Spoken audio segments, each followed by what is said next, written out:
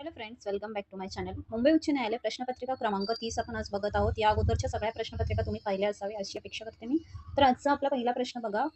उच्च न्यायालयाला मूलभूत हक्काच्या अंमलबजावणीसाठी प्रतिलेख म्हणजे रिट्स काढण्याचा अधिकार कोणत्या कलमानुसार आहे? ठीक आहे. तर बघा, रिट्स काढण्याचा जो अधिकार आहे तो कलम 226 नुसार असतो. ते त्यांचे अधिकार क्षेत्र असते कोणाचे? उच्च न्यायालयाचे. ठीक आहे. तर प्रतिलेखाचे प्रकार बघा कोणकोणते असतात? बंदी प्रात्यक्षिकरण असतं, परमादेश असतो, प्रतिषेध असतो, अधिकार पृच्छ असते आणि सोर्टी ऑर्डरी म्हणजे उत्प्रेक्षण असते. हे कसले प्रकार असतात? प्रतिलेखाचे प्रकार असतात. ठीक आहे. व्याप्ती बघा, उच्च न्यायालय केवळ मूलभूत हक्कांच्या उल्लंघनासाठीच नाही तर सामान्य कायदेशीर हक्कांच्या अंमलबजावणीसाठीही या कलमांतर्गत याचिका स्वीकारू शकते. ठीक आहे. तर बघा कोणता कलम आहे? 226. ओके. दुसरा प्रश्न बघा, संगणकाची प्रक्रिया करण्याची गती म्हणजेच प्रोसेसिंग स्पीड कशामध्ये मोजला जातो? तर बघा आपल्याला विचारलं आहे प्रोसेसिंग स्पीड. तर बघा तो कशामध्ये मोजला जातो? तर त्याचं उत्तर येणार आहे मेगा हर्ट्स किंवा गीगा हर्ट्स. म्हणजे संगणकाच्या प्रोसेसरचा वेग जो असतो तो मेगा हर्ट्स किंवा गीगा मध्ये मोजला जातो. ठीक आहे. तर बघा एमबीपीएस म्हणजे काय असतं? तर एमबीपीएस म्हणजेच मेगाबाइट्स पर सेकंड. हे इंटरनेटचा वेग मोजते. कसला? इंटरनेटचा. तुम्हाला जर विचारलं एमबीपीएस कशासाठी वापरतात, म्हणजे काय कोणत्या गोष्टीचा वेग मोजण्यासाठी वापरतात? तर इंटरनेटचा. तर जीबी आणि टीबी काय असतं? ते स्टोरेज मोजण्यासाठी असतो. आणि डीपीआय काय असतो? तर डॉट्स पर इंच. म्हणजेच हे प्रिंटरची गुणवत्ता मोजण्यासाठी वापरलं जातं. ठीक आहे. म्हणजेच ऑप्शन क्रमांक आपला काय येणार आहे? सी येणार आहे. मेगाहर्ट्ज किंवा गीगाहर्ट्ज. ठीक आहे. पुढचा, संगणकाची रॅम ही मेमरी कोणत्या प्रकारची असते? तर बघा ती जी मेमरी असते ती तात्पुरती मेमरी असते. तर कशी बघा मी तुम्हाला एक्सप्लेन करून सांगते. रॅमची मुख्य वैशिष्ट्य याच्यामध्ये आपल्याला त्याचं उत्तर भेटेल. तर ती अस्थिर असते. काय असते? अस्थिर असते. संगणक चालू असताना डेटा साठवते पण वीज गेल्यावरती डेटा हा पुसला जातो म्हणून ती अस्थिर असते. पुढे बघा ती प्रायमरी मेमरी असते. जर तुम्हाला विचारलं रॅम हे काय असते, म्हणजे सेकंडरी मेमरी आहे की प्रायमरी, तर प्रायमरी मेमरी असते जी सीपीयूला डेटा पुरवते. ठीक आहे. ओके. पुढचं बघा, वेगवान असते ती डेटा वाचवण्यासाठी, म्हणजे रीड आणि लिहिण्यासाठी ती अत्यंत वेगवान असते. ती रँडम ॲक्सेस म्हणजे डेटा कोणत्याही क्रमाने थेट ॲक्सेस केला जाऊ शकतो म्हणून तिला रँडम ॲक्सेस मेमरी सुद्धा म्हणतात. रॅमचे दोन प्रकार आहेत बघा, डी रॅम म्हणजे डायनॅमिक रॅम आणि एस रॅम म्हणजे स्टॅटिक रॅम, ज्याला कॅश मेमरी म्हणूनही ओळखले जाते. ठीक आहे. तर याचा आन्सर काय येणार आपलं? तात्पुरती. अस्थिर आहे म्हणून तिला तात्पुरती किंवा अस्थिर असंही म्हणतात. ठीक आहे.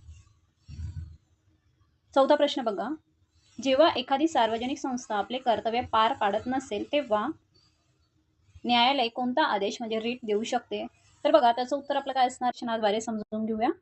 त्याचं उत्तर असणार आहे आपला परमादेश. तर बघा आम्ही आज्ञा करतो. परमादेशचा अर्थ हा असतो. उद्देश काय असतो परमादेशचा? तर सार्वजनिक अधिकारी संस्था किंवा कनिष्ठ न्यायालय कायदेशीररित्या बंधनकारक असलेले कर्तव्य पार पाडण्यासाठी निर्देशित करणे. तर त्यासाठी याचा वापर केला जातो परमादेशचा.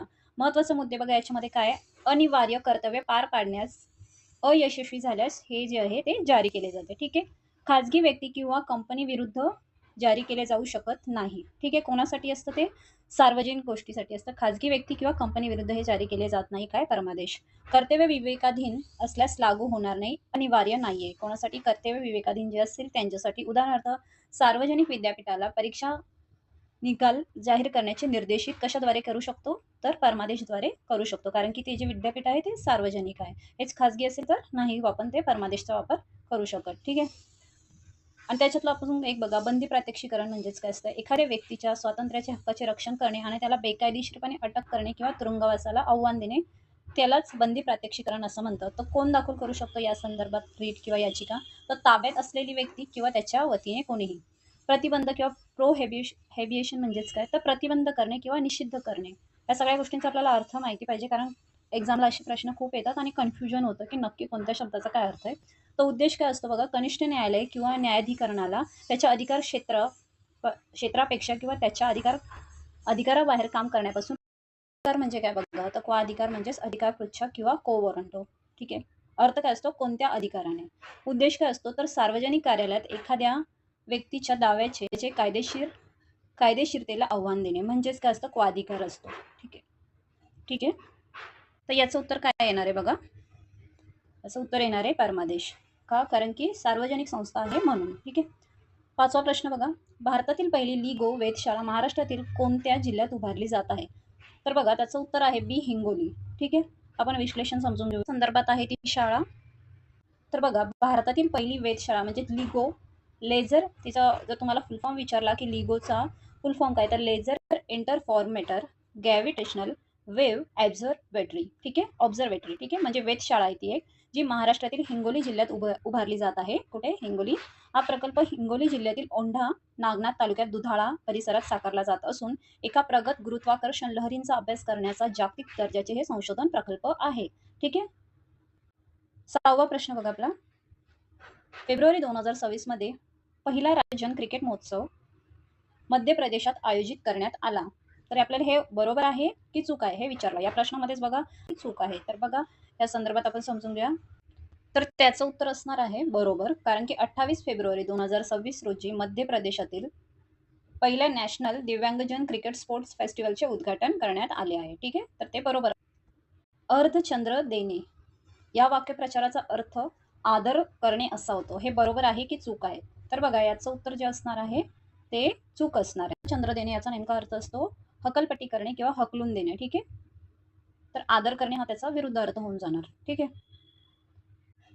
बघा याचे खालील जिल्हे आहेत, त्याच्यातल्या कोणत्या जिल्ह्यांचा जो आहे समावेश जो होत नाहीये, तर बघा. तर औरंगाबाद कार्यक्षेत्रात म्हणजे औरंगाबाद खंडपीठाच्या कार्यक्षेत्रामध्ये एकूण किती जिल्हे येतात? कार्यक्षेत्र हे 9 जिल्हे येतात. तर त्याच्यातला सगळ्यात पहिला म्हणजे औरंगाबाद, ज्याचं नाव बदलून छत्रपती संभाजीनगर ठेवलं आहे. जालना, बीड, त्याच्यानंतर परभणी, लातूर आहे, उस्मानाबाद म्हणजेच आताचे धाराशिव, नांदेड, अहमदनगर आणि धुळे. तर कशाचा समावेश होत नाही बघा, आपल्या ऑप्शन्समध्ये दिलेला आहे. तर कशाचा समावेश होत नाही, तर बघा बुलढाण्याचा समावेश जो आहे तो होत नाहीये. जालन्याचा समावेश होतो, धुळेचा होतो, पण अहमदनगरचा होत नाही. तर बुलढाण्याचा जो समावेश आहे तो कोणत्या खंडपीठाच्या कार्यक्षेत्रात येतो, तर बघा. तर बुलढाणा जिल्ह्याचा समावेश जो आहे तो नागपूर खंडपीठाच्या कार्यक्षेत्रात येतो. ठीक आहे. तर बघा पुढचा प्रश्न बघा आपला. ज्याच्यावर शासन केले आहे असा या शब्दसमूहासाठी एक शब्द कोणता? तर याच्यासाठी उत्तर आपलं असणार आहे शासित. काय असणार आहे? शासित. तर बघा विश्लेषण बघा. शासित म्हणजे ज्याच्यावर शासन केले आहे असा. तर शासक म्हणजे काय असतं? तर शासक म्हणजे जो शासन करणार आहे त्याला शासक असे म्हणतात. शासनकर्ता हा शासकचाच म्हणजे जे वरचा आहे त्याचाच एक समानार्थी शब्द आहे. आणि प्रशासक म्हणजे काय? तर प्रशासन पाहणारा अधिकारी. ठीक आहे. तर बाकीचे जे ऑप्शन्स आहेत हे सगळ्यांचं हे म्हणजे अर्थ आहे, मीनिंग सांगितलं मी तुम्हाला. ठीक आहे. 10वा आणि शेवटचा प्रश्न बघा आपला. 10वा. भारताचे पहिले सरन्यायाधीश न्यायमूर्ती एच.जे. कनिया हे मूळचे कोणत्या उच्च न्यायालयाचे न्यायाधीश होते? तर बघा लक्षात ठेवा, एच.जे. कनिया हे पहिले भारताचे सरन्यायाधीश, स्वतंत्र भारताचे, लक्षात ठेवा, पहिले सरन्यायाधीश म्हणजे CJI ज्याला म्हणतात ते होते. मुंबई येणारे. तर त्यांनी मुंबई उच्च न्यायालयात वकिली केली आणि न्यायाधीश म्हणूनही काम केले. त्याच्यानंतर सर्वोच्च न्यायालयाचे सरन्यायाधीश होण्यापूर्वी त्यांनी बघा 1937 ते 50 दरम्यान भारताचे तत्कालीन फेडरल कोर्टमध्येही त्यांनी काम केले आणि नंतर बघा नंतर 26 जानेवारी 1950 रोजी स्वतंत्र भारताचे पहिले सरन्यायाधीश ते बनले. ठीक आहे. अशा प्रकारे आपले महत्त्वाचे अशी प्रश्न जे आहेत ते झालेले आहेत. व्हिडिओ जर तुम्हाला आवडला असेल तर नक्की लाईक करा. तुमचे फ्रेंड्स जे असतील त्यांना शेअर करा आणि चॅनलवर नवीन असणार तर नक्की सबस्क्राईब करा.